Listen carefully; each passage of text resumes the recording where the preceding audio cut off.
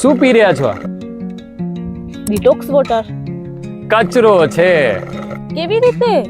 અત્યારે ઘણા બધા લોકો આ પ્રકારનું ડિટોક્સ વોટર પી રહ્યા છે અને બધાને એવું લાગે છે કે આ પાણી પીવાથી એનર્જાઇઝ થઈ જવાશે અને એકદમ રિવાઇટલાઇઝ થઈ જશે અને એકદમ શક્તિમાન જેવી તાકાત આવી જશે. પણ એ જે પી રહ્યા છે ઇટસેલ્ફ કચરો છે.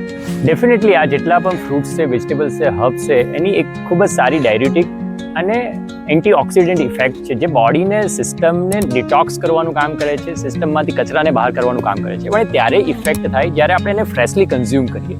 આપણે એને જ્યારે પાણીની અંદર લાંબો સમય માટે પલાળીને રાખીએ તો એના ન્યુટ્રિશન ધીમે ધીમે ડિટોરિએટ થતા જતા હોય છે અને એ ટાઈમની સાથે એ ટોક્સિન્સમાં કન્વર્ટ થઈ જતા હોય છે. એટલે એ કચરો છે.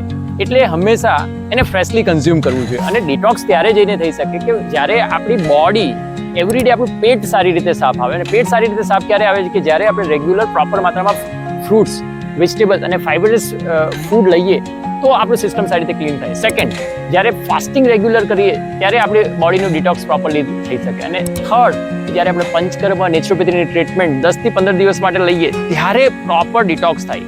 તમે જે કરી રહ્યા છો અને બધા લોકો જે કરી રહ્યા છે એ ભ્રાંતિ છે.